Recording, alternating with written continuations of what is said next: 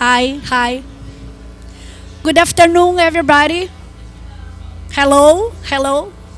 Hi. Eu faço imensos sacrifícios para conhecer todos os fenômenos da primavera. Fabio asked me to speak some words before the presentation of the film, so I would like to give the very welcome to Zulmira Coimbra. She's a Portuguese. She's the director of the film, and Fernando Fernandez, our colleague from UFRJ. First of all, I need to speak about my first interaction with the book, that now is a film. I met Fernando Fernandez in 2001. I met him. He does not met me.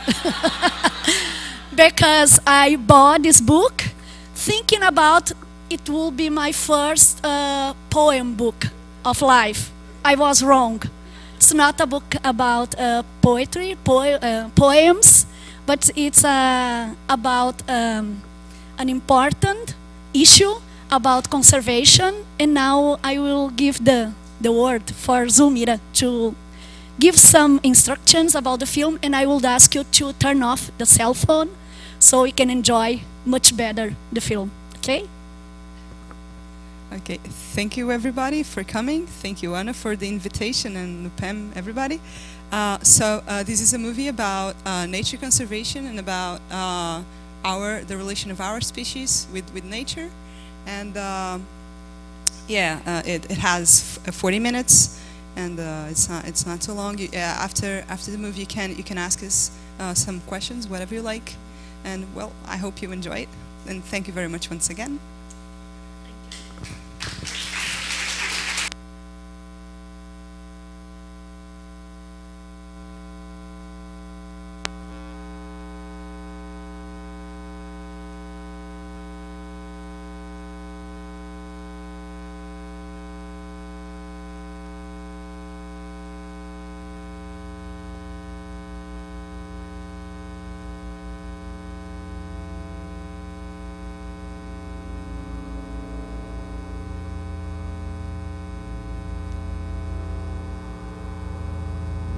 Eu faço imensos sacrifícios para conhecer todos os fenômenos da primavera. Pensando que eu tenho aqui o poema inteiro. E então, para o meu desapontamento, eu ouço que é apenas uma cópia imperfeita a que eu possuo e li. Que meus ancestrais rasgaram muitas das primeiras folhas e passagens mais grandiosas. Eu não gostaria de pensar que algum semideus tivesse vindo antes de mim e escolhido para si algumas das melhores estrelas. Eu quero conhecer um paraíso inteiro e uma terra inteira.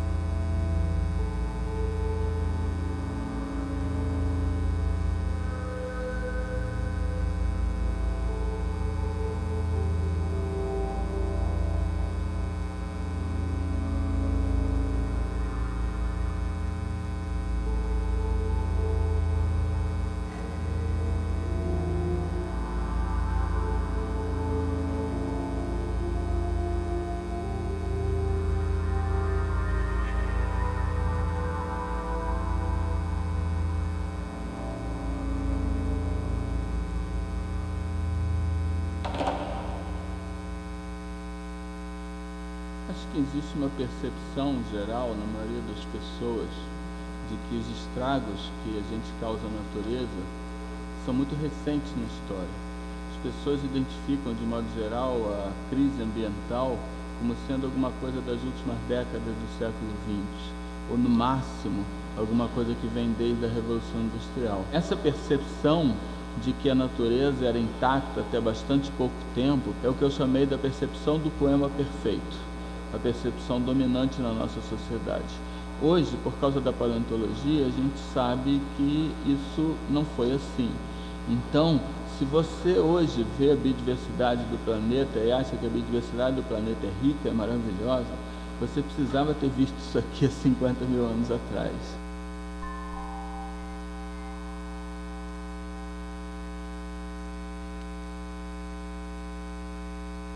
Na Austrália, havia Diprotodon, um marsupial parecido com um hipopótamo com 2 toneladas. Procoptodon, um canguru de focinho curto de meia tonelada. E Tilacoléu, um leão marsupial. Os humanos saíram da África há cerca de 100 mil anos e colonizaram todo o sul da Ásia.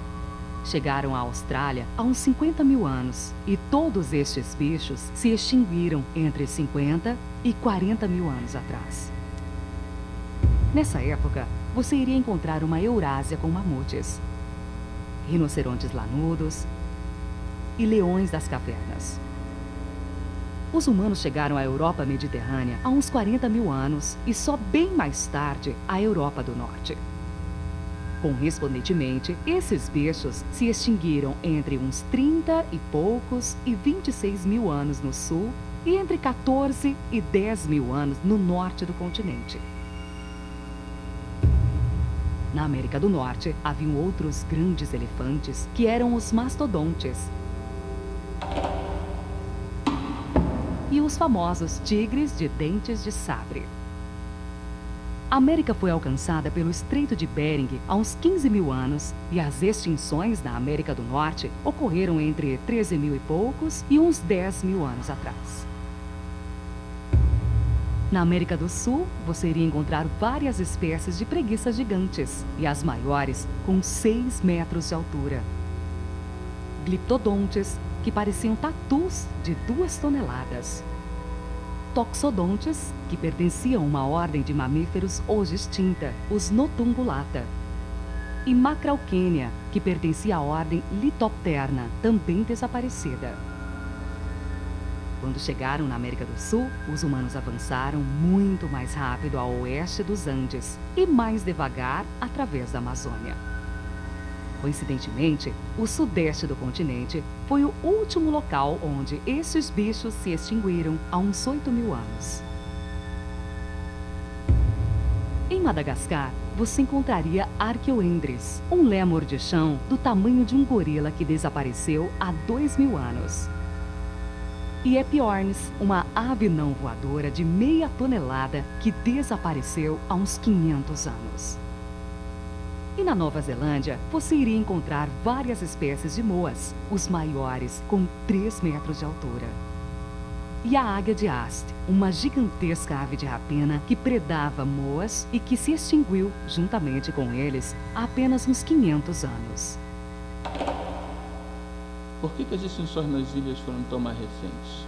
Porque o homem chegou mais tarde nas ilhas.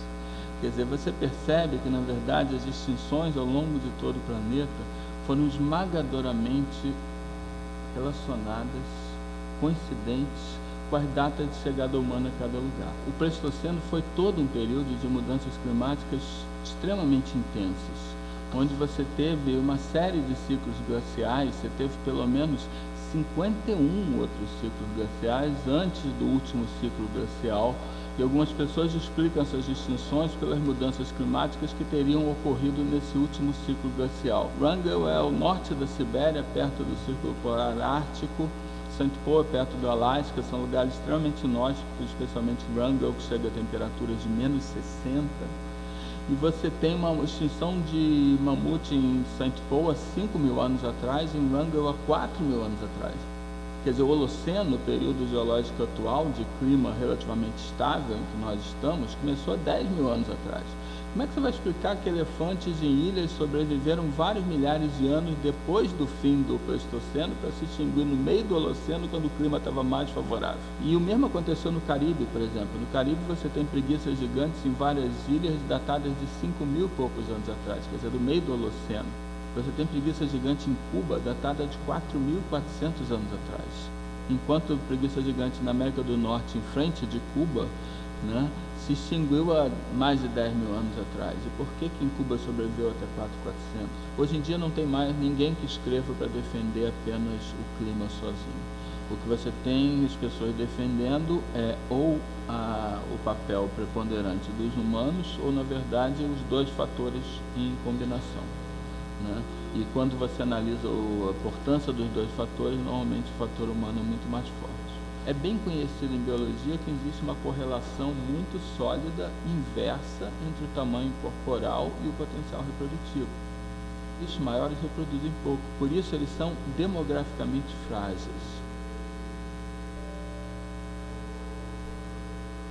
Os bichos que se foram, os bichos grandes, foram os bichos que não podiam aguentar uma caça forte por causa do seu baixo potencial reprodutivo. E se hoje esses bichos só existem na África, a explicação correta não é porque a África é o único continente que tem esses bichos. A explicação correta é, eles só sobraram na África, porque a África é o berço de origem da nossa própria espécie e de todos os hominídeos, quer dizer, nossos antepassados mais distantes, como australopitecos, homo erectus, etc. Então você tem australopitecíneos na África há mais de 4 milhões de anos, e que certamente caçavam com ferramentas muito mais primitivas e com táticas muito mais primitivas, numa época que as linguagens humanas não eram tão desenvolvidas nem nada disso. Então, naturalmente, você teve na África um grande processo de coevolução, um longo processo de coevolução entre os hominídeos e esses grandes animais. E esses grandes animais tiveram farto tempo para desenvolver instintos, para perceber que aquele ser bípede não tão grande assim era perigoso.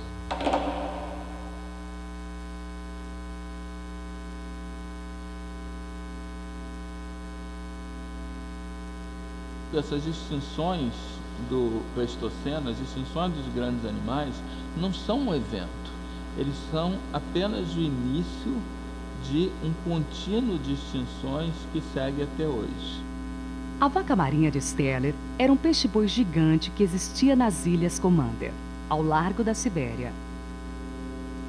A sua descoberta, em 1741, desencadeou uma corrida pelas peles, carne e óleo desse bicho manso, que ficava boiando na superfície e que as pessoas arpoavam à vontade. Esse animal foi extinto por nós em 1768, apenas 27 anos depois de ter sido descoberto. Qual é o status de conservação hoje da espécie de ave mais abundante do planeta Terra no século XIX? E pode ser surpreendente para muita gente que a resposta a essa pergunta é extinta. A espécie de ave mais abundante do planeta Terra no século XIX era a pomba migratória. Colônias de nidificação com centenas ou milhares de pombas em cada árvore e colônias de nidificação com uma única colônia com 180 quilômetros de comprimento.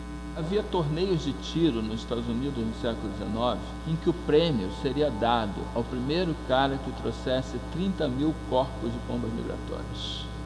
E quando chegou perto do final do século XIX, começaram a haver alertas. Gente, a gente precisa moderar o uso da pomba migratória, essa exploração, porque desse jeito um dia isso vai acabar. A reação a esse tipo de comentário na época foi que as pessoas riram desse comentário. Da mesma forma que a gente faz hoje em dia com a Amazônia. A Amazônia é grande demais, nunca vai acabar, nunca vamos destruir aquilo. Acabar a pomba migratória, quanto a outra. Mas inacreditável aconteceu. 1º de setembro de 1914, Marta, a última pomba migratória, morreu no zoológico de Cincinnati.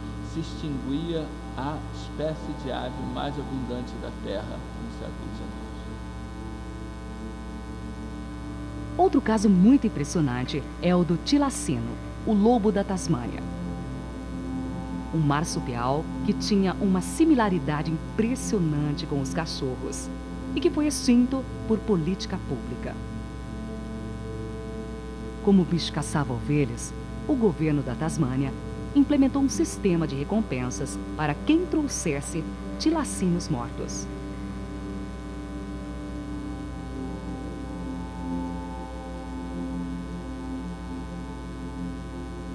E quando os tilacinos começaram a escassear, houve um grande debate sobre se deveria exterminar aquele bicho que não existia em nenhum outro lugar do planeta.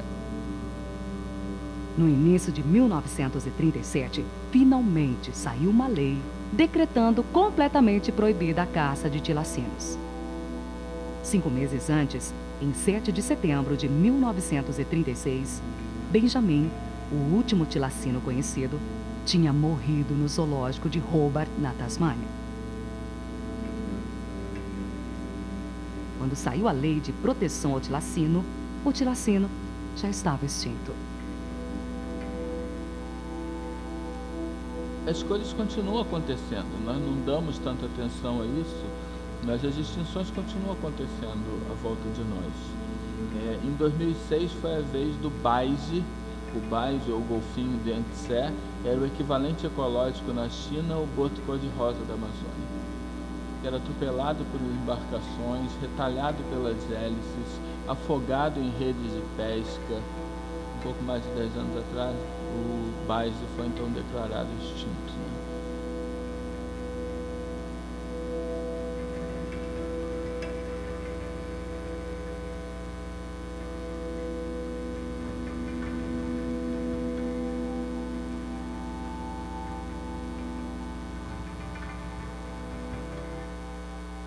Por que a nossa cultura ela tem tanta dificuldade de ver essas coisas? Também porque a gente achar que a gente causou relativamente pouco impacto à natureza é muito mais cômodo, porque aí a gente se exime da responsabilidade de ter que fazer mudanças profundas no nosso modo de vida. Então é tão mais cômodo achar que a gente só extinguiu meia dúzia de espécies, mas na verdade nós extinguimos muito, muito mais do que isso.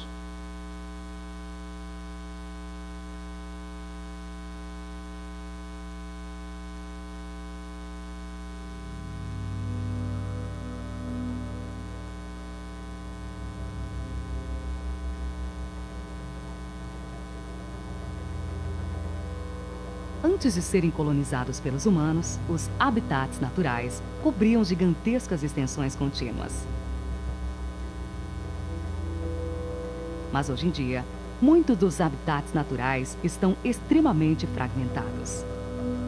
Como se fossem ilhas cercadas por um mar de áreas degradadas por ações humanas. A redução e a fragmentação dos habitats naturais são atualmente as principais causas de extinção de espécies ao redor do mundo. Mesmo muitas das florestas que restam, aquelas florestas que hoje nós teríamos a expectativa que essas florestas estariam cheias de bichos, essa expectativa hoje é cada vez mais ingênua. Que muitas dessas florestas são florestas onde os grandes animais, de grande porte, já foram todos exterminados por caça, tanto comercial como subsistência. Entre 1962 e 1967, foram exportados legalmente, em um único porto fluvial da Amazônia peruana, 183 mil macacos vivos, 149 mil peles de jacaré, 50 mil peles de lontra e ariranha, 71 mil peles de jaguatirica, 5.300 peles de onça-pintada, 929 mil porcos do mato e 169 mil veados. Ou seja, mais de 1,5 milhão de animais em apenas 5 anos. E estes números representam somente a caça registrada legalmente. Estima-se que a caça ilegal triplique esse número. A gente ainda tem esse hábito de ver grandes florestas nas imagens de satélite e achar ali tem muita vida e tudo, mas muitas vezes isso não é verdade. Nós esvaziamos a floresta, os poucos bichos que ainda estão lá são bichos que nós selecionamos ao longo do tempo para aprender a evitar a gente. Caminhar dentro de uma floresta e não ver animal nenhum é uma coisa profundamente antinatural. Em uma floresta vazia, se perde não só as espécies, mas também processos ecológicos e interações ecológicas muito importantes.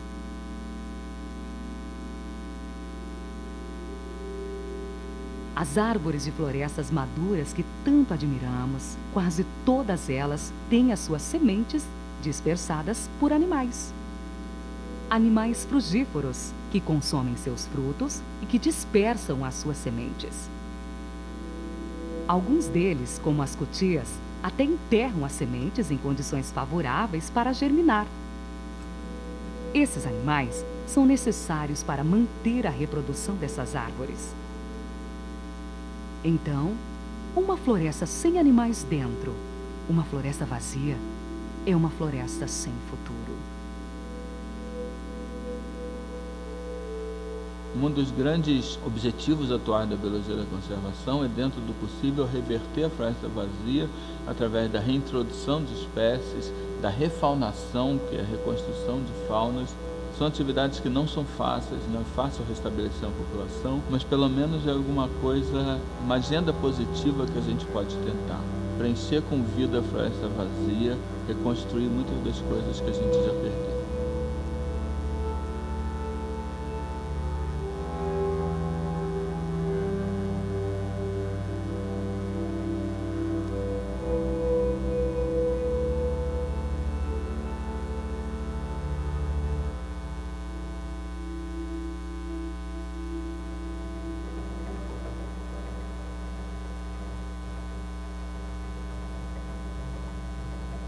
A criação de áreas protegidas também é uma estratégia indispensável para a conservação da natureza.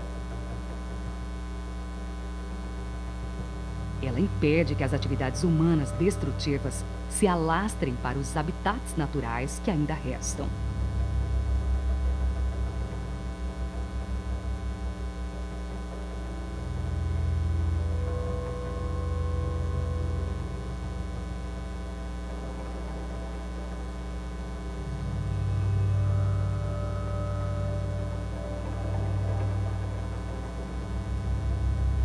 Quanto maior for uma área protegida, maior a sua capacidade de manter populações viáveis de animais de grande porte.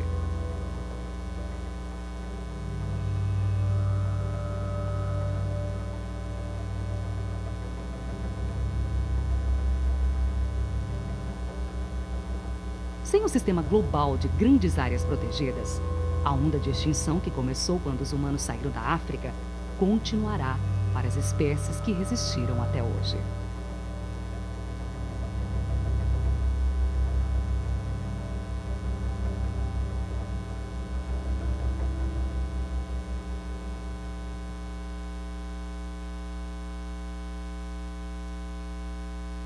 Problemas ambientais nascem em situações que o benefício é individualizado e o prejuízo é coletivizado.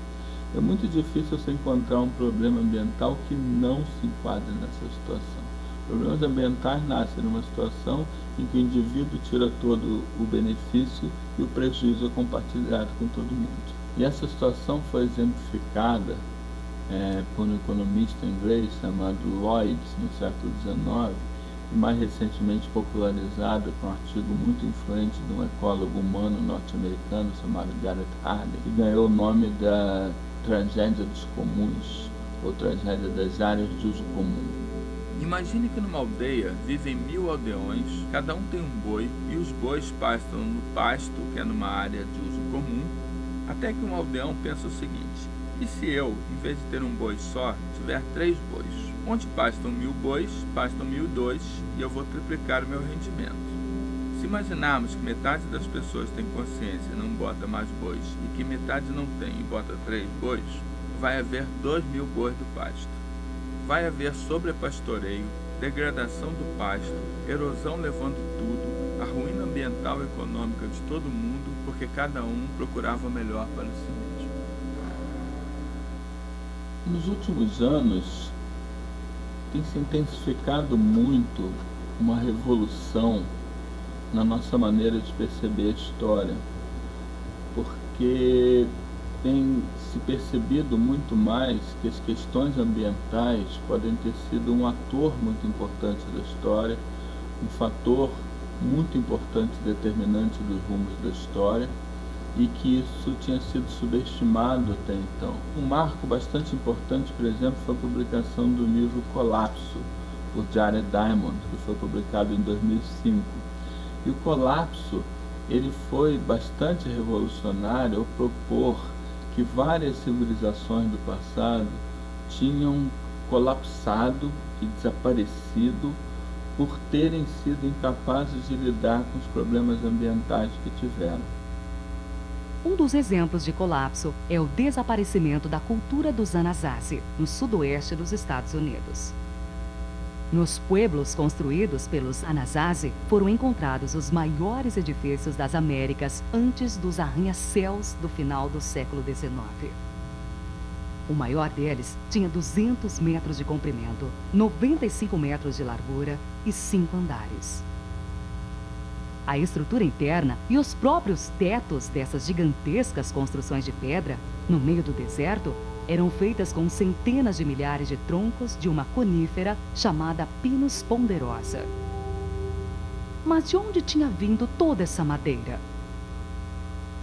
Foi um dos grandes enigmas da arqueologia, até que a resposta veio do mais inesperado dos caminhos, a paleopalinologia, o estudo do pólen fóssil.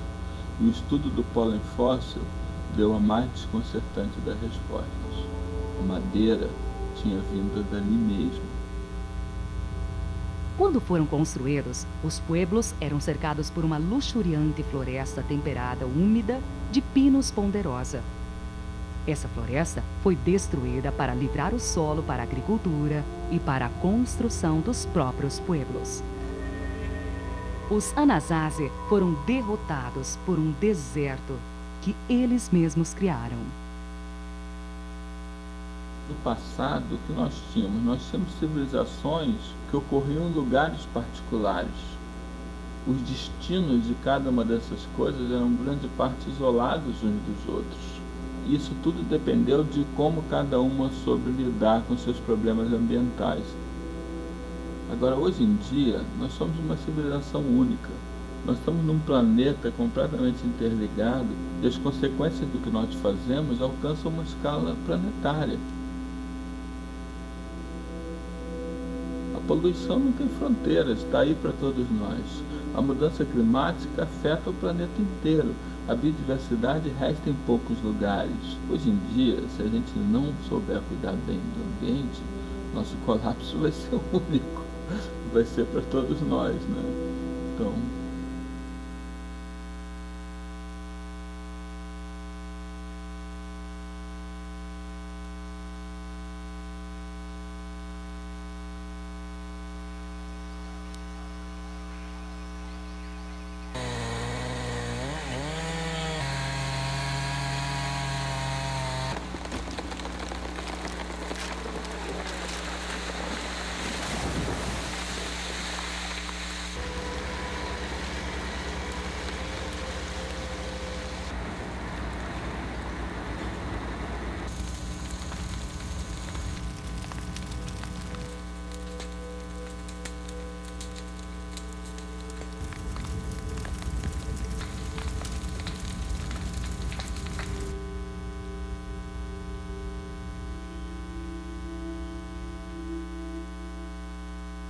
O consumo de carne é a principal causa de desmatamento das florestas tropicais ao redor do mundo.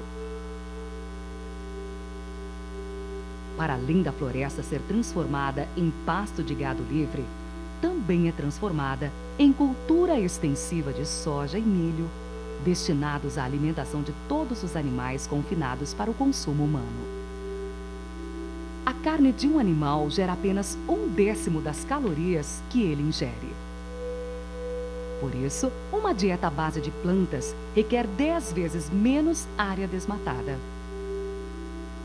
Reduzir o consumo de carne é algo que todos nós podemos fazer para minimizar o nosso impacto sobre os habitats naturais.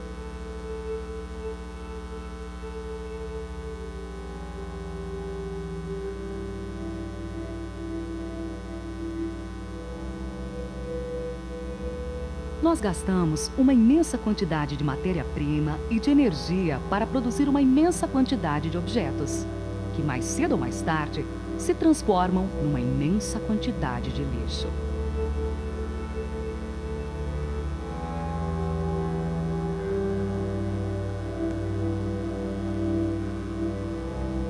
Recusar plástico descartável, como sacolas, copos, talheres e canudos, é outra coisa que todos nós podemos fazer para reduzir o nosso impacto no planeta.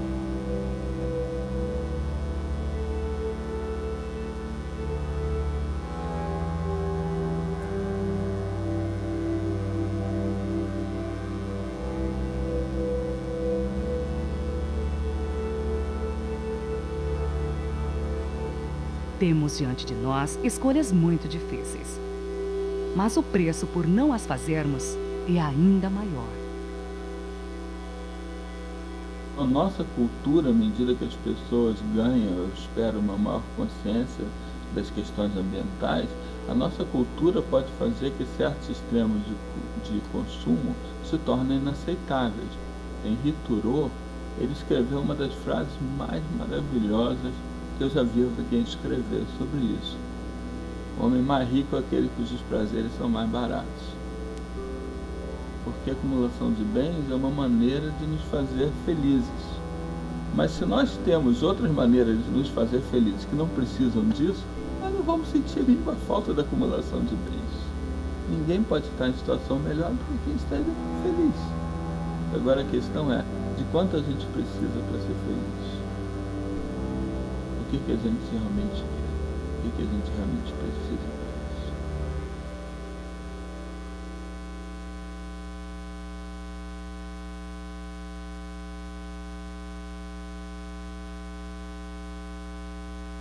Eu acho que uma das coisas mais importantes para que nós melhoremos nossa maneira de lidar com a natureza é nós entendermos quem nós somos.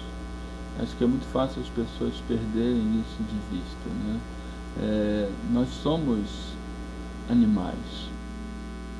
A evolução biológica é um processo que está atuando neste planeta há 3 bilhões e 500 milhões de anos. Ele nos mostra que todas as espécies compartilham um ancestral comum, uma espécie que deu origem a todos nós. Portanto, a nossa relação com as outras espécies é uma relação de parentesco, não é de propriedade. As linhas das mãos de um chimpanzé ou de um orangotango são idênticas às nossas. Eles têm comportamentos e emoções como os nossos. Mas nós estabelecemos uma barreira, dizendo que nós somos gente e eles são bichos. Nós, normalmente, fazemos a fronteira do direito terminar na nossa própria espécie. Enquanto, se você percebe a ideia da continuidade evolutiva, do parentesco evolutivo, não há razão para que você não possa estender o alargamento do círculo de direitos, que é uma admirável característica da história humana nos últimos séculos, de cada vez mais incluir outros grupos da humanidade dentro do círculo de direitos, mas não há nenhuma razão objetiva pela qual o círculo de direitos tenha que parar de se estender na nossa espécie. Ele pode e deve se estender incluindo outras espécies. Ou seja, outras espécies também têm direito à vida, independente de utilidade a gente, para nós. Tem direito à vida como nós, por si mesmos, como qualquer ser vivo tem direito à vida também.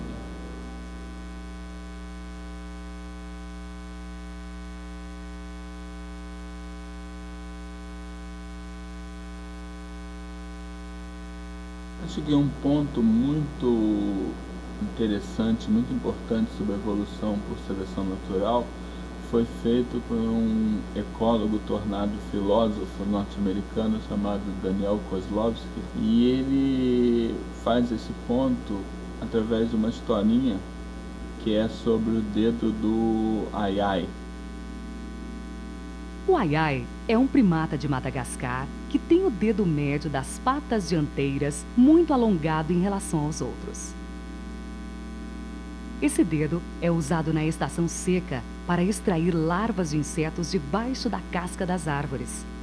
E nessa época, esse recurso é muito importante para os ai-ais. Você poderia perguntar a um biólogo evolutivo: como evoluiu o dedo médio alongado do ai-ai? E ele responderia assim: havia dentro da população de ai-ais variação no tamanho dos dedos médios. Aqueles indivíduos que tinham um dedo médio um pouco mais alongado foram mais bem-sucedidos a extrair os invertebrados debaixo da casca das árvores, se alimentaram melhor, puderam se reproduzir melhor e passar mais genes para as gerações seguintes. E, portanto, o caráter dedo médio alongado se espalhou na população de ai-ais. Depois, você poderia lhe perguntar: mas por que evoluiu o dedo médio alongado do ai-ai? e ele lhe daria exatamente a mesma resposta.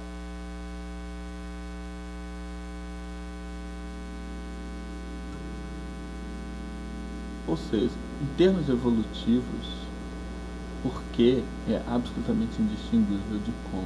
Esse como é o porquê de todas as espécies, inclusive de nós. Nós não aparecemos aqui porque nós fomos feitos para dominar o mundo e fazer com que todas as outras espécies trabalhassem para a gente e servissem a gente. Nós viemos parar aqui pelo mesmo porquê de qualquer outra espécie, pelo como da evolução.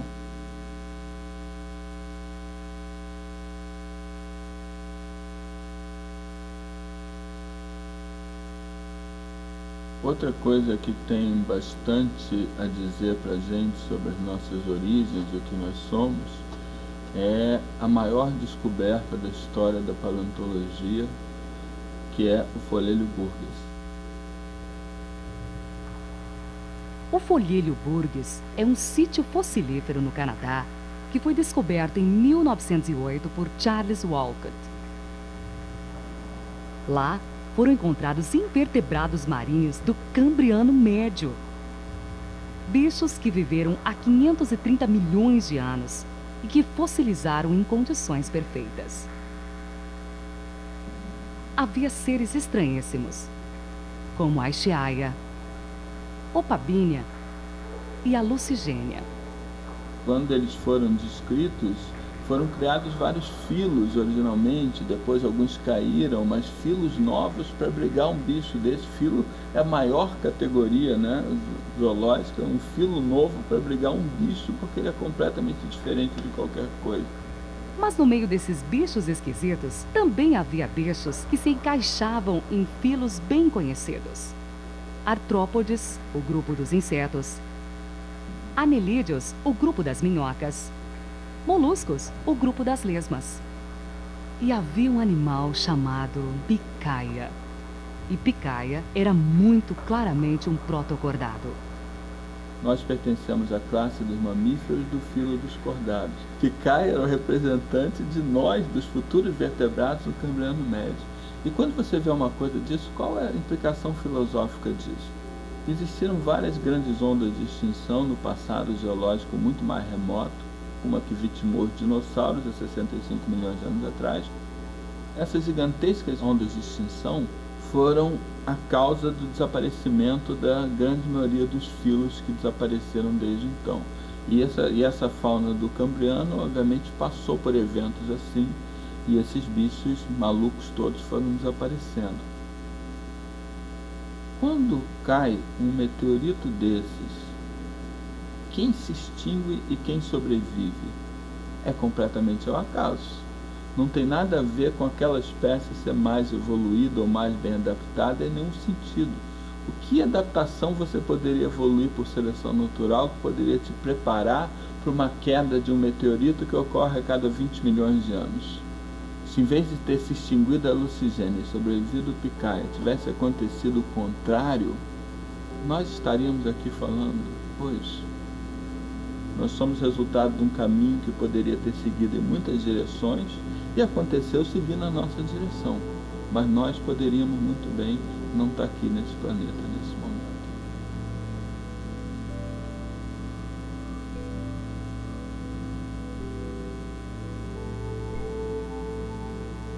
O homem, por fim, sabe que ele está só na imensidão indiferente do universo, da qual ele emergiu por acaso. Nem seu destino, nem seu dever estão escritos. O reino acima ou a escuridão abaixo. Para ele, a escolha.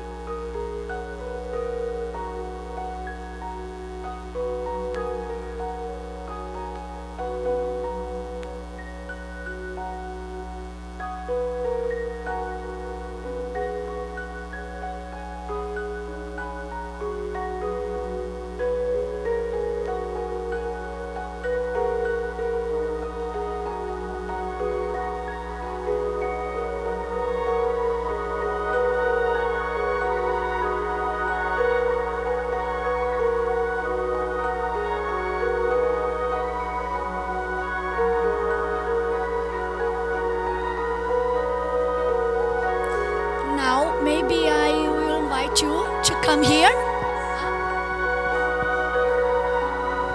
Hello. Please, if you can stay here, and thank you very much for making us feeling so sad. Yeah, I'm really sad. I have a question, but I will wait for the end, okay? Please, yes, for sure, teacher. Please, if everybody or somebody will make a question.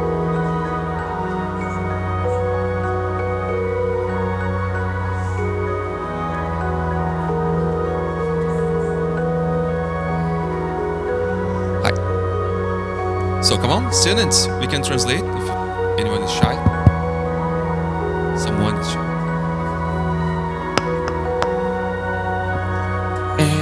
Eu queria parabenizar vocês.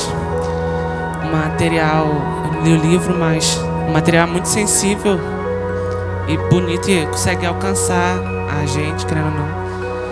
E também é muito bom ver que materiais assim são produzidos no Brasil, né? Porque muitas das vezes os documentários que a gente vê é lá de fora. E aqui, a gente está aqui hoje no Auditório do NUPEM e vendo um material tão bonito. As artes que foram usadas no filme foram produzidas aqui também? Excuse me, maybe instead of repeating the question again, you could just provide a short answer in English too. Is that okay? Thank you. So do you want to translate what he just asked? No, I said if you can translate the answer, okay. just a short answer. Okay. Is that okay if she Great. answers in English, or do you need a Portuguese answer as well? Is that okay in English? Is that okay? Okay? Okay. Thank you. So yes, he just asked if the drawings and the animations were produced in Brazil, and yes, most of them yes. Only those there are fine footage, archival footage, were from several authors from all over the world, from Australia to the United States, and yeah, that was pretty much that, I think.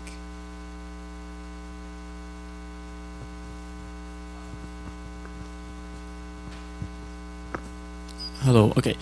I would like to know if I can find this movie to watch on the internet, or if I can buy it. Okay. So this movie was thought to be an educational tool. So you can download it for free. It's on YouTube, and it's on my Google Drive folder where you can download it from. And yeah, and it's also on LibreFlix, which is a new platform analogous to Netflix, but free. And we're thinking about uploading it on VideoCam too. So it will be broadly available. I can write down the movie's website, and we also have a Facebook page. You can follow the news about the project there. So yes, it's freely available for whoever wants to use it in the classroom, or among family and friends, if you want to organize a screening at your place, or whatever you like, whatever you find appropriate.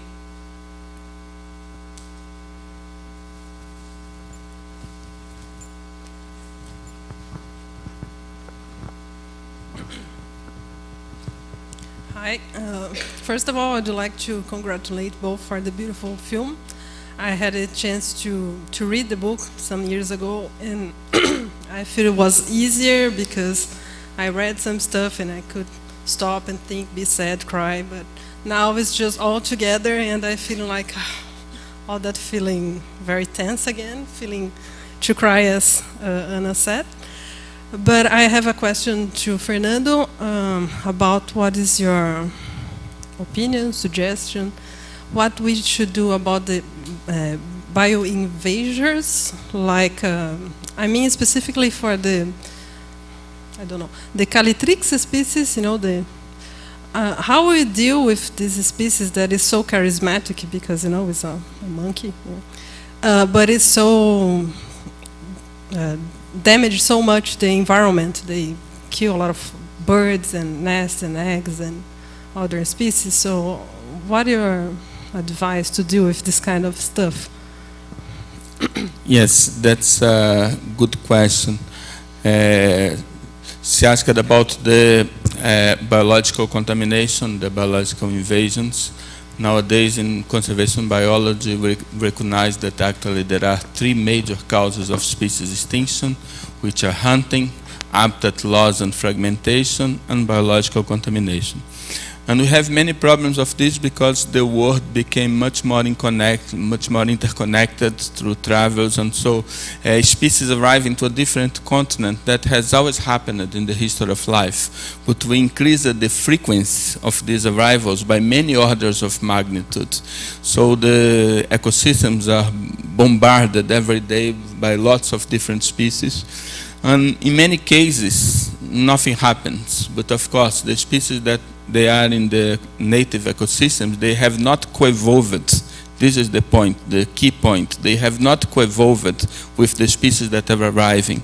And so we have a big potential for problems. And it's a huge problem because hundreds, thousands of species arrive to different places in the world. Well, what I would say, because of normally to eradicate an invasive species from a large area is very difficult. From islands that has been achieved many times, but from a whole continent is very difficult. So what I would think is more or less like that. When you detect a new invasion, when the invasion is starting, you should try to eradicate the invasive species, because then it's when it's easy, when the population is not well installed. If the population has grown a lot and is a big population like Calitrix, the marmoset, the common marmoset that you told that is an invader from the northeast Brazil, 2 species invasive from the northeast Brazil to here the southeast.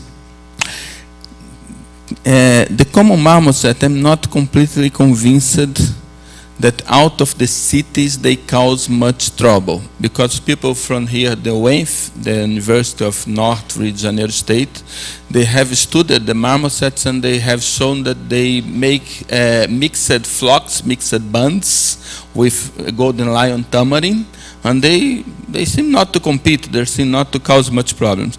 Maybe there is a bigger problem in the cities, because they prey on the nests of the birds in the cities. But out of the cities here in the interior, I don't think it's such a big problem. So what I think, if the species is installed, you have to study. And if it causes no problem, resources are scarce, and you should not spend our resources trying to control an animal that's not causing problem. But if it's causing, then you should at least try to control the population. To eradicate sometimes is difficult, very difficult. But to reduce the population to a tolerable level, that is easier. It's expensive, it's work consuming, but it's much easier than to eradicate. So, and of course, trying to prevent more and more species to arrive, trying to, some countries like New Zealand, for instance, New Zealand has suffered a lot in the past with invasive species. They have kind of, I would say, nearly military operation to prevent people from bringing invasive species to New Zealand today, because it's such a serious problem. So we could do things like that in more places, I think. All right, thank you. Anyone else? Yes.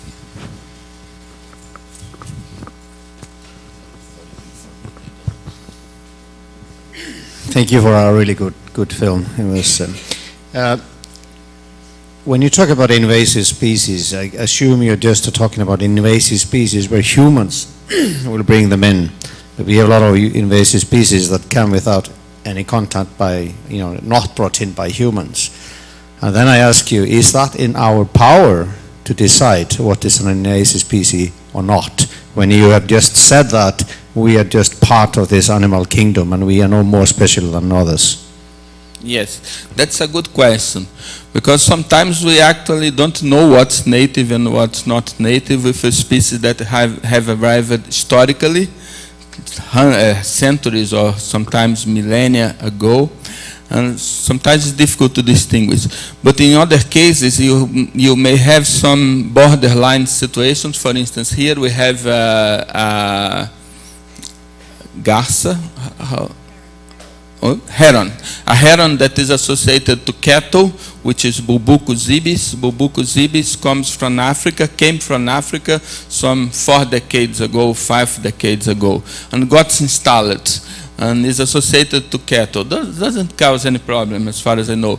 But then people would say, well, it arrived naturally. Nobody brought Bulbucus ibis here, but we gave it the conditions. We gave it a large density of large ruminants in open areas, so we made the ecological situation.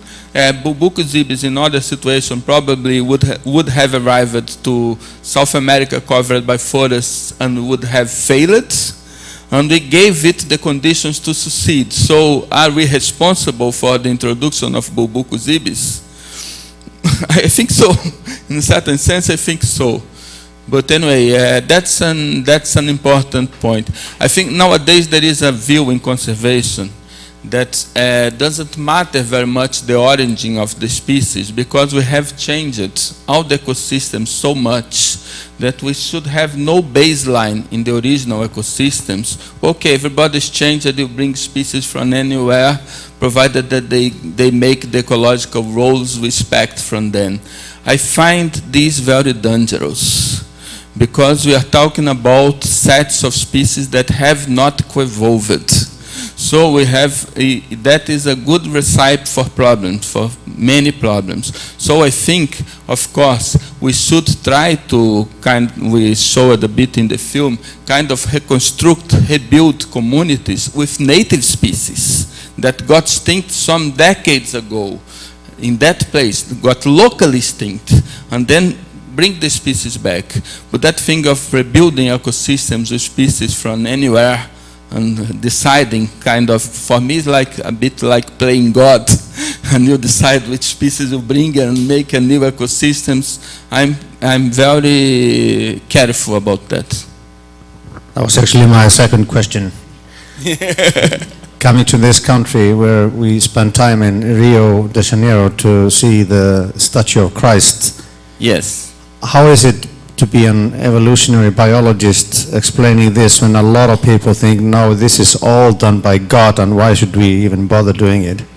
That was not done by God. That was done by the idea of Peter II, the Emperor of Brazil, and by manpower of Major Archer and 8 slaves, because the forest where the Christ is a man-made forest.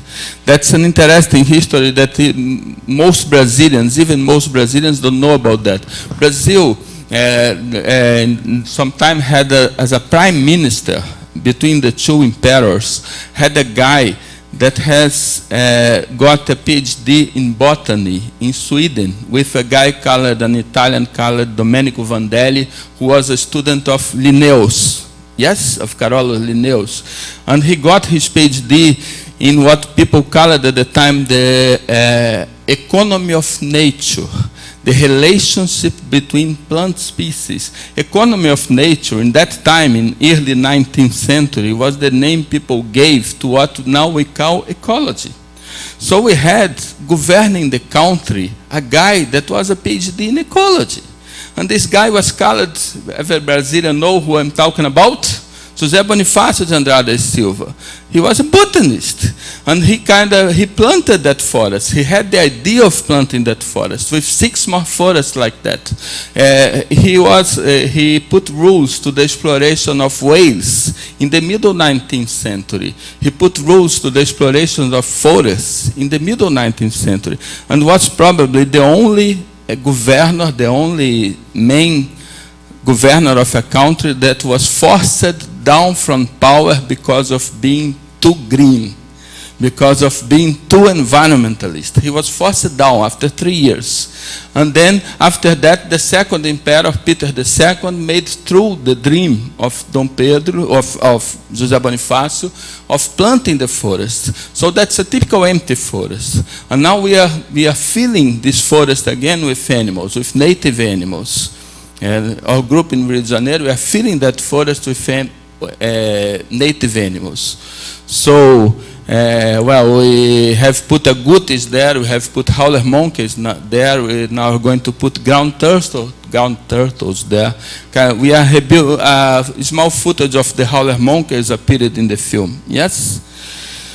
But well, regarding the other thing that you asked, how can you convince people that that was not made by God? I think, of course, we need to, people need to have evolution in the schools very early. You know that there are in many places in the United States and here in Brazil as well, there are cultural barriers against that people who don't like the things that evolution tells us. Evolution tells us that we are not owners of the rest. We are relatives of the rest. That changes everything. That changes the way you relate with nature completely. But that must be learned. Because I think if people realize the revolutionary origin, if that can be more in the culture, in the literature, in the science publicizing, you know, for the general public, if these ideas can spread, you wouldn't have to tell people that they are part of nature. It would be obvious that they are part of nature. So what happens with nature happens with us. Yeah. All right, great. Anyone else? We still have some time.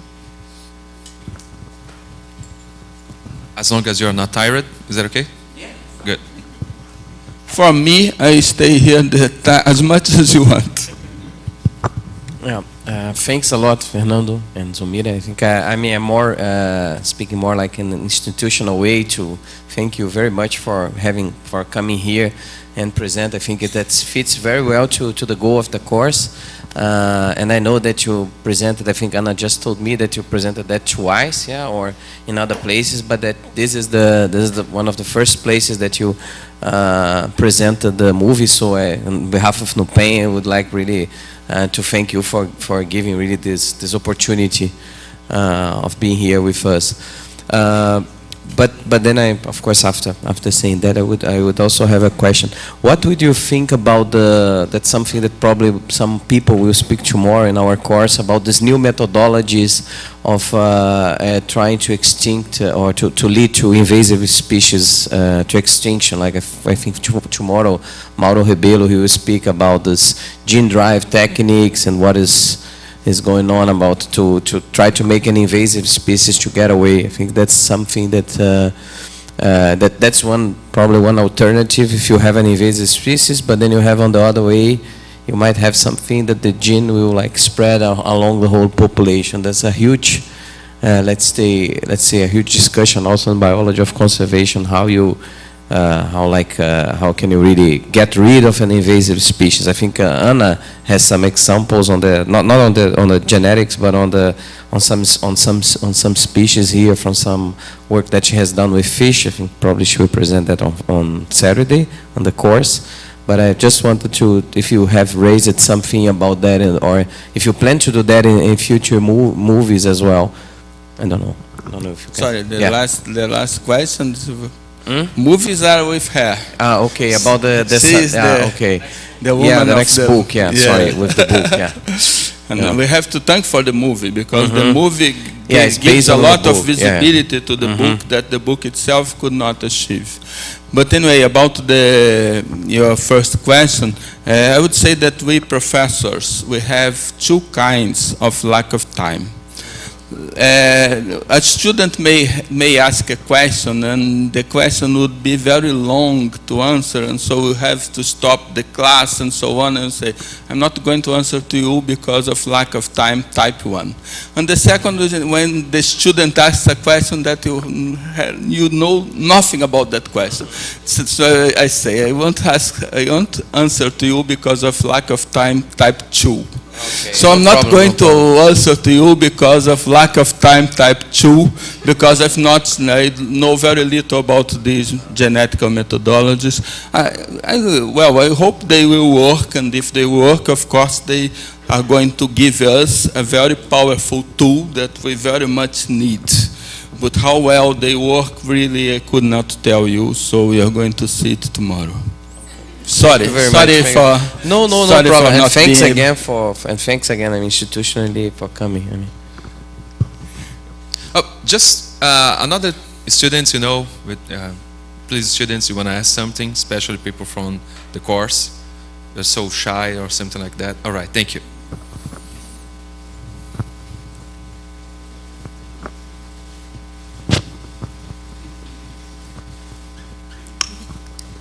Hi. So I have a question about reintroducing species into ecosystems.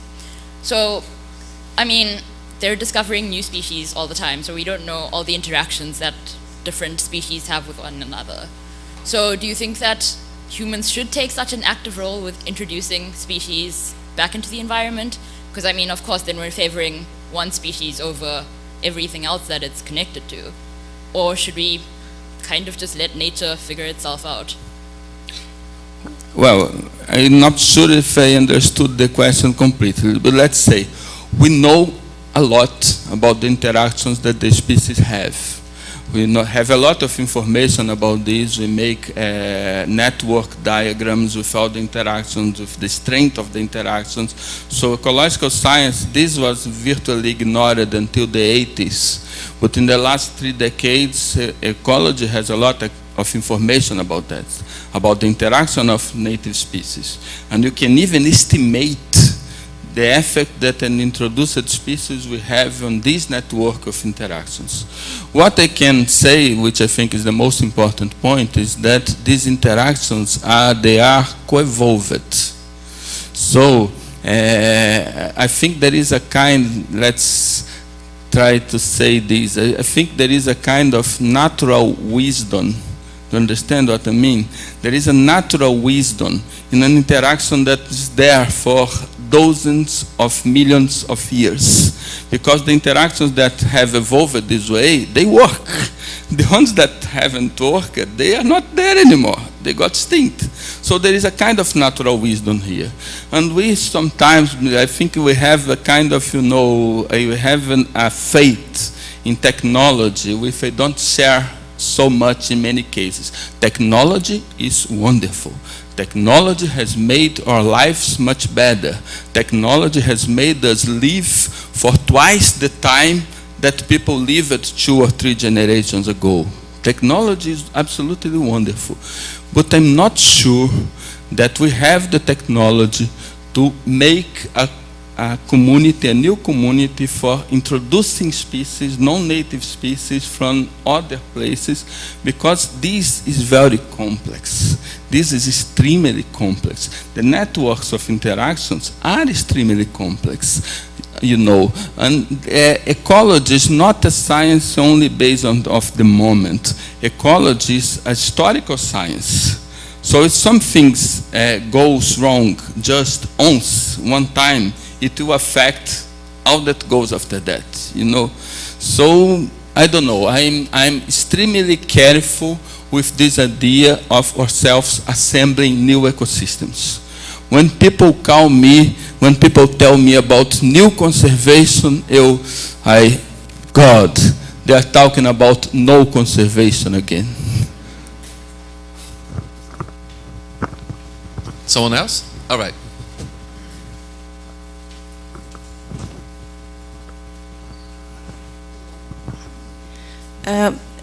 I had to confess that I had to take a breath before watching the movie. That's why I'm talking just right now, because I was deeply moved, deeply touched, and I want to congratulate you both by that. And for you, Zulmira, I would like to hear about you, because I'm a journalist, and I would love to hear about your process of doing this video. What moved you to go at that way? Okay, so like you, I'm just kind of a multidisciplinary person. I graduated in cinema in Lisbon. I'm Portuguese, and I then did my master's in conservation biology in Lisbon, and then I'm doing my PhD with Fernando in human ecology. And I decided to make this movie in 2012 when I first read it. And I really liked the movie, and I didn't know Fernando personally by then. And I wrote him an email and asked him if it would be okay to do a movie about his book. And he said yes right away. It was great. And then he became my PhD advisor. I always wanted to be a biologist since I was a kid, and but I'm not regretting that I've studied cinema, and I really like these two fields of action, so I can combine them and make some public science, which I think is one of the answers to rid of this God thing you asked before. So I think it's one of the greatest, most important tools we have to deal with that. Yeah, the deleterious thing, I think. And yeah, I like as I said before, I like to think about the movie as an educational tool, and a democratic educational tool, so everybody can use. By the way, Anna just told me that the film's website is in the end of the trailer. She sent you the trailer of the movie on the email. She sent to you before? Yes, at NUPEM's website. So you can find it there. It's a Wix website. I'm not a programmer. So if you Google the Imperfect Poem Wix, it will appear right away. First option, I think. So, yeah. I'm not sure if I answered your question. Yes. I just want to congratulate you. It was just an excuse to hear you. Yeah, and to... All right. Anyone else? We still have time. In addition to Pablo, another student? Yeah, you can. Sorry, now for you, Fernando. Fernandez. Yeah. Because you were saying about the introducing new species, and you were cautious about that. But you also mentioned that we changed ecosystems a lot, like the example you said about the cattle. Then we changed the environment in such a level that opened the opportunity for other species come. So thinking about succession process. When we changed, we already have a completely changed, modified environment. Don't you think it's possible to use non-native species to boost this process of succession, to, in the end, get the environmental as it was in the beginning? Yes. Well, that's a good question. I think that you can use, provided they are not invasive species. There are non-native species like eucalyptus that they don't propagate by themselves. They don't reproduce alone. So you can use, for instance, eucalyptus that grows, well, I know very little of that. You know, I work with animals, with mammals and so on.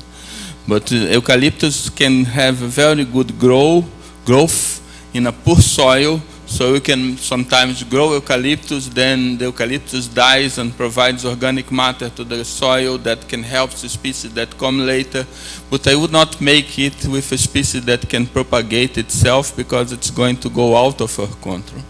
The question of the modified ecosystems, the problem is that in all this discussion there is a thing that is strongly our nothing, our mind. Our mind thinks dichotomically all the time because it's easier. We see streams, and that don't need to stress how much problems, how many problems this thing causes to mankind. So the problems with ecosystems is the same. It's not our nothing. Ecosystems are not completely modified in any place of the world. Ecosystems are modified to different degrees. To some degrees and to different degrees. And here in the tropics, when the history of colonization is more recent and so on, you have ecosystems that have many of the interactions, the properties, the species still conserved. The situation is a bit different from Europe, in which you had an older exploration, large human populations for a long time. Human populations are exploding in the tropics for the last 100 years or so, but populations were considerably high in Europe for centuries. So then here you have the opportunity of having ecosystems that still have many of the original components, the original interactions, and that co-evolved to work well. Then the situation probably is not the same in a place that you have very little of the original systems left, and then perhaps it would be more justified. But my point is, it's not our nothing. It's never our nothing. You have some parts of the original components, and I think we should not let the misperception that ecosystems are completely modified as a kind of excuse for ourselves that now we can make anything without reference to old baselines. I don't think it's like that. Okay, we can, of course, ecosystems are never going to be like the ecosystems were 50,000 years ago when we started to extinguish the megafauna. The ecosystems are different, but nothing is completely different. And it still makes sense for me to pay attention to historical baselines when you can do that. All right. Pablo is getting upset with me, so is that okay if I, yeah? Go ahead, Pablo.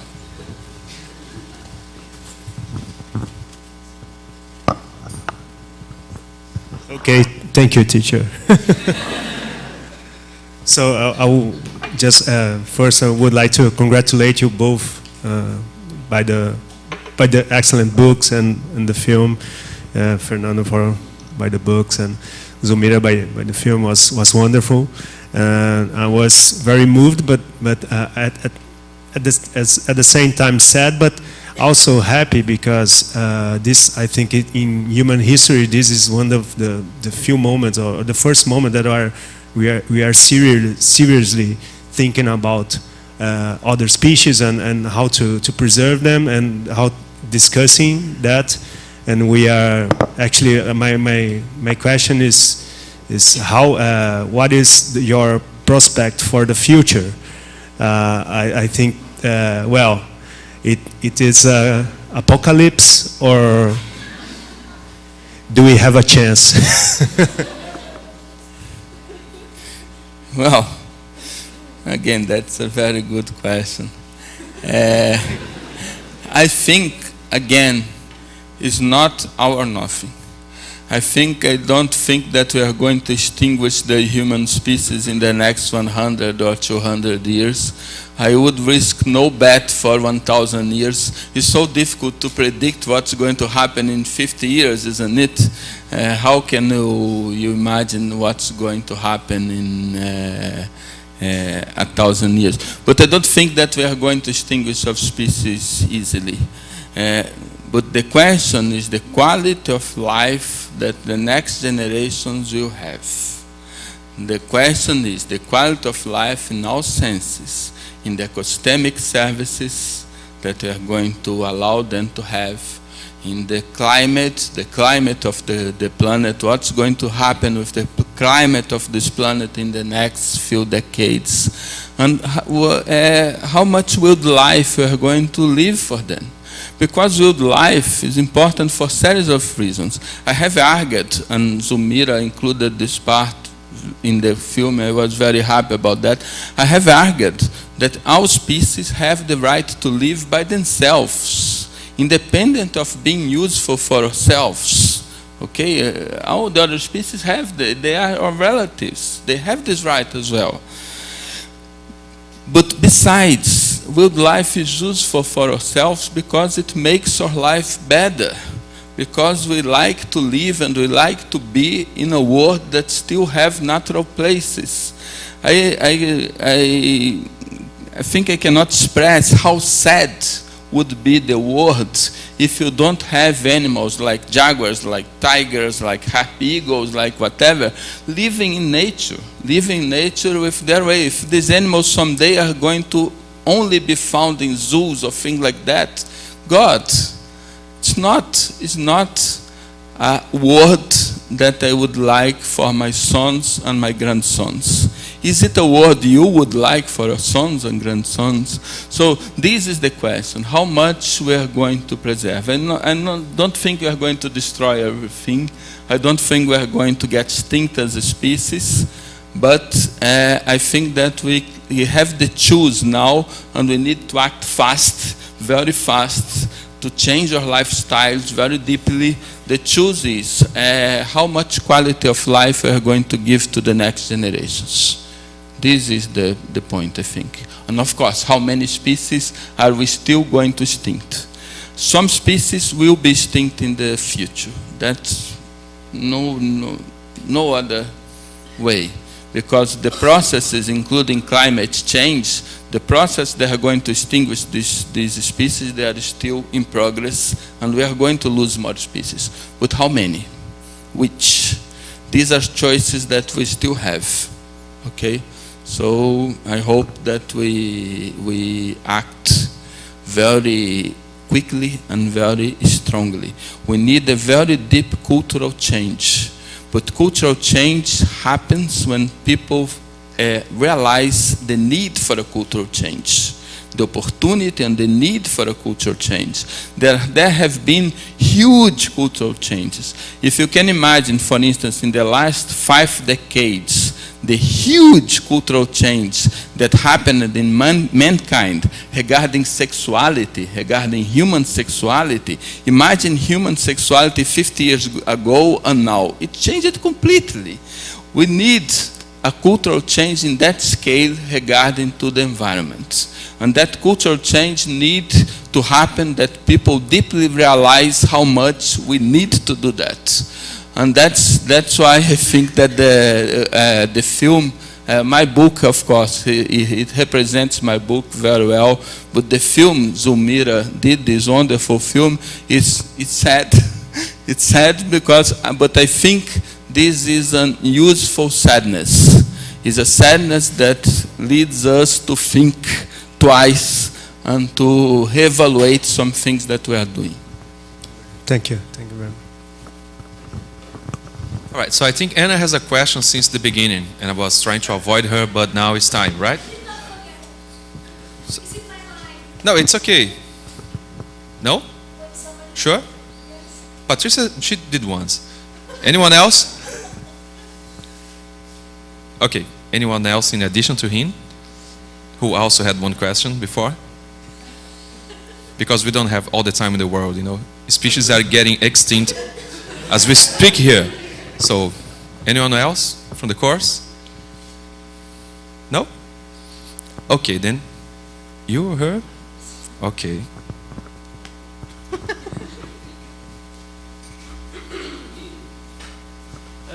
Actually, I have 2 questions, but anyway.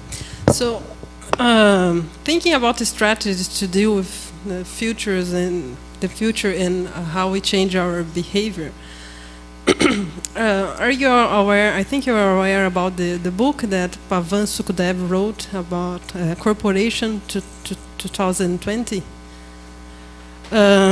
It's mainly about what you said briefly in the movie, about we take, the industries take responsibilities what they produce and have a long chain of responsibility. So the suppliers of that industry that produce, I don't know, cups or whatever, they need to follow some rules to dispose of the material correctly, to not damage the environment, this kind of stuff. And he gave some examples. I think Puma is one of them, related to slavery and things like. But they changed completely after after they got a big report. So this company changed completely the way, and they are more concerned about the environment and things like that.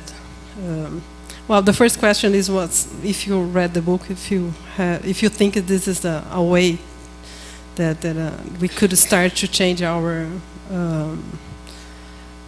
behavior, because I think individually we can do a lot of things, but there are some things that is probably go easier and faster if public politics could help us with that, you know, and some laws like, demanding that they need to look after more carefully with the environment. And I think, Boticário and Fundação Boticário, I have one of the good examples of this, you know. They are worried about the environment. They have a foundation that sponsor projects and things like that. So, do you think this is the start? Well, yeah. sorry. The other, actually, the question is here the book. Yeah, well, whatever. So you have some words about it. Want to? The other question, it was related. Don't you think you said that it's easier for us to preserve the environment, the species, if we have the notion that the other species are related to us, and this is easy for us biologists who believes in evolution. But don't you think this is a bit of issue for people that don't believe in evolution? How to deal with that? Big questions, big questions. Let's go to the first. And I'm sure that Zulmira would like to talk a bit about that. When I talked before about cultural change, an example that you can think, now we don't see as absurd that people would use a plastic glass or a cup, plastic cup, or a straw of plastic to use for a commodity for 5 minutes and then to leave it to stay 100 years to decompose in the environment. People in future generations, they can look to a generation, they may look to a generation and ask how people of our generation did not realize how ridiculous that is, how absurd that is, that you can use something for 5 minutes and then leave it out to 100 years to degrade. That is what must change. And of course, if the companies, they are made responsible for the whole trajectory of the projects, I think that's a strong improvement. And I think with our own, I believe in the two things. I believe in public policy, because it's much easier, the law, the enforcement of law, and in Brazil, the enforcement of law is very poor. The enforcement of law fails many times, but it's always better to have the law at your side than against you. Okay? So I believe in public policy. But I also believe that public policy will only be successful when you have a large amount of the society that is conscious, that's going to follow the law, that's going to respect the public policy, support the public policy. So I think we need all those things. But besides, there is another thing that we should not forget. To change our consumption habits, it's necessary. If we want to have a good future, that's necessary, but it's not enough. Because if you are going to change our consumption habits completely, that will not save lots of species in the field which are in the situation in which they are already condemned if we don't do anything. We have many species that are restricted to very small distributions in fragmented places where they're going to get extinct by demographic randomness. Do I need to explain what's demographic randomness? By genetic problems, by lack of genetic variability, those species must be saved. They must be rescued. Sometimes with the climatic change, they may have to be moved. That's very difficult, but they sometimes have to be moved to different latitudes. While we are here talking, there are many species in the world that are being hunted in huge proportions that we showed in the film. Changing our consumption habits in the cities will be very useful for us to feel better with ourselves, but will not change the fate of these species. We need the two things. We need to change our consumption habits, and we need to see the situation of the species out there and work in the field with translocations, reintroductions, management, genetic management,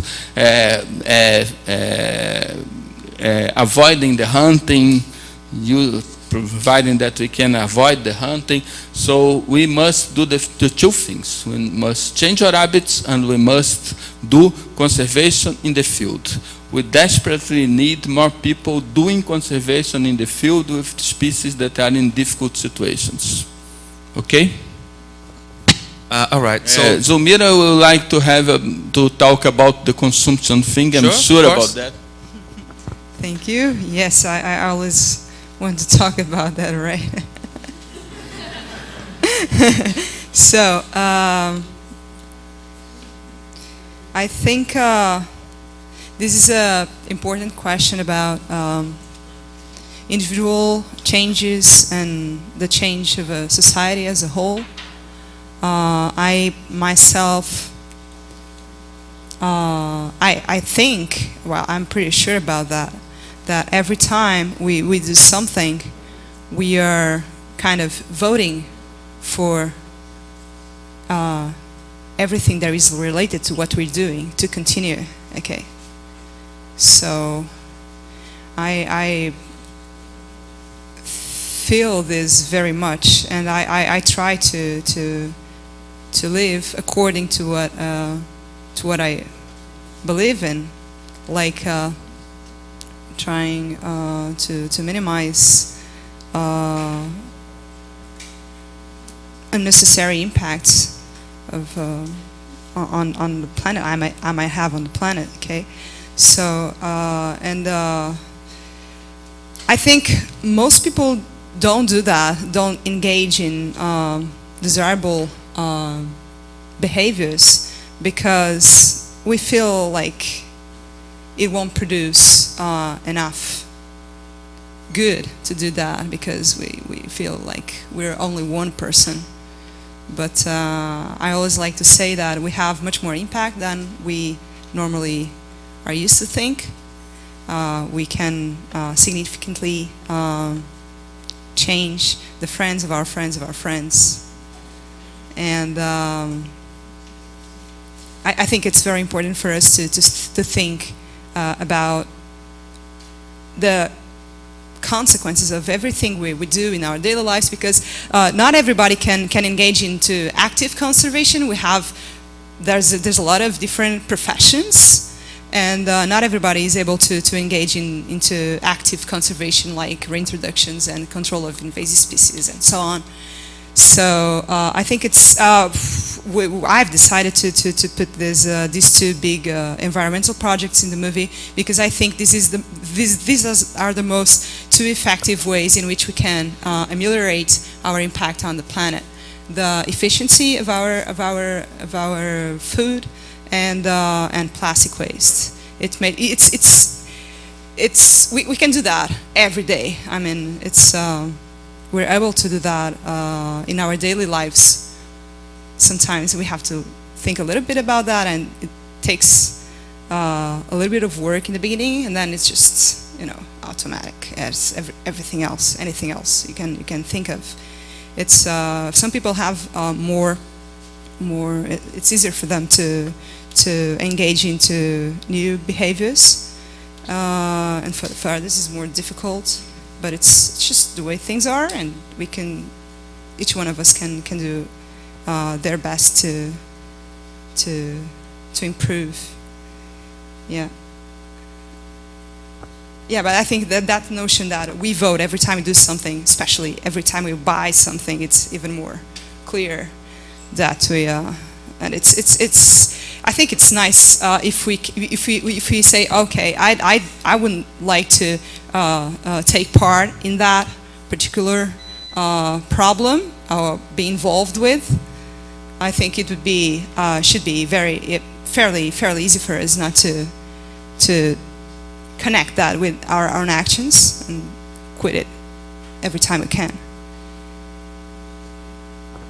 Okay, guys. So they have to leave at 5. There's this car going back to Rio. But I would say that we have time for a really short question, if that's okay for you.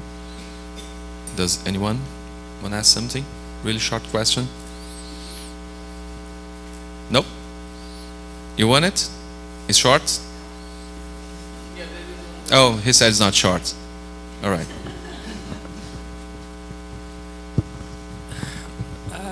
Hi.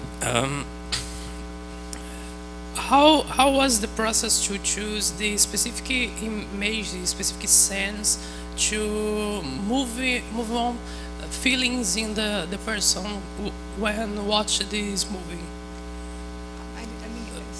Your process to choose the sense, the specific sense to the movie. Okay. Scenes, to the movies. Okay, most of them are in the book. So some parts of the book were not included in the film, but all of them except for chapter 5 about the two great environmental problems are in the book, and we just try to present them in a connected way, like to make it which had sense to culminate in this final idea that it's up to us, basically. And I think that's a positive thought, because it's good to know that the outcome of what we're living nowadays depends only on ourselves, you know. And to culminate in these explanations of who we are, where we came from, and that we could have never exist. Just to contextualize a little bit more strongly our real place on the universe, in the universe, and just I don't know. It just flew like naturally.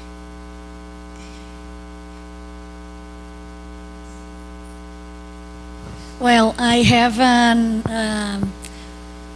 I would like to say that Fernando has 3 books, the 3 last books, yes, of Imperfect Poem to sell later. Who wants to have one? Yeah. And my last, yes, it's in Portuguese. Still, for now. For the future, maybe in English. Yeah, maybe a second project.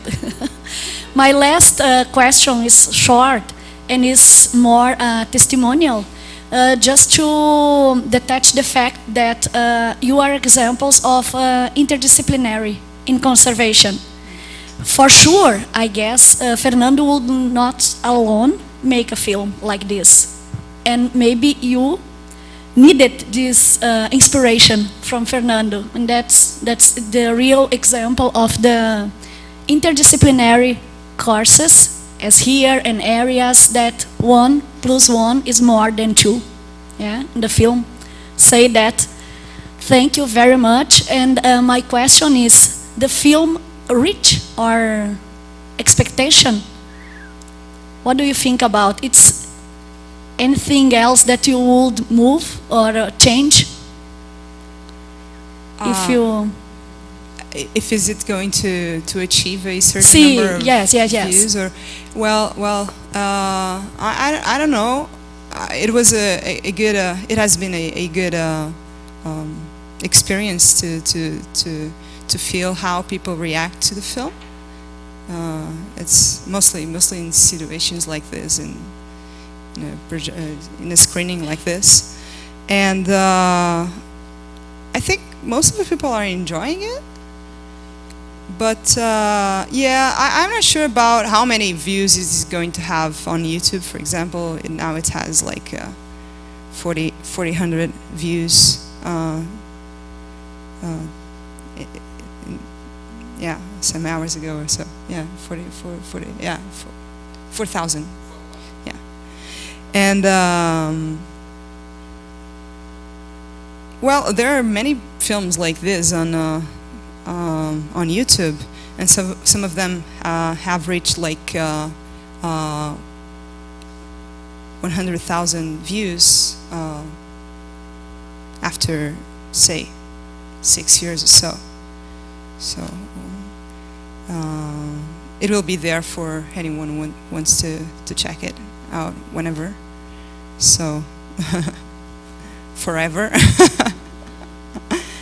And yeah, and I think that's it. And of course, I would never have made a film like this if it wasn't for Fernando's book, of course. Actually, it was my, I would say, my first work after I finished, outside my cinemas course, after I finished college. So it took a while. So yeah, thank you again, everyone. I hope the subtitles were okay for you to read. Enough time, so. Thanks. Okay. Then.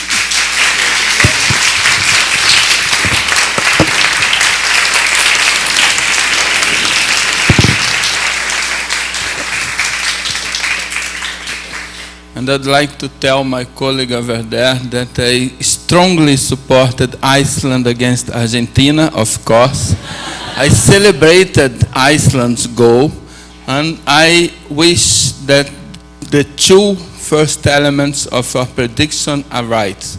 I wish Iceland to reach the final of the World Cup, to be against Brazil, but I wish the third element is wrong. We will win.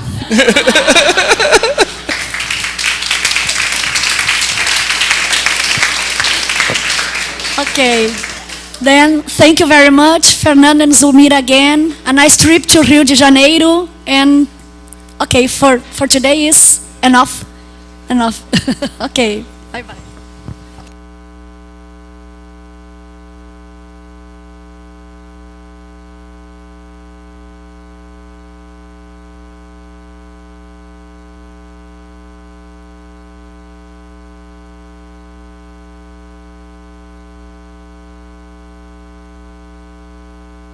Hey, everybody.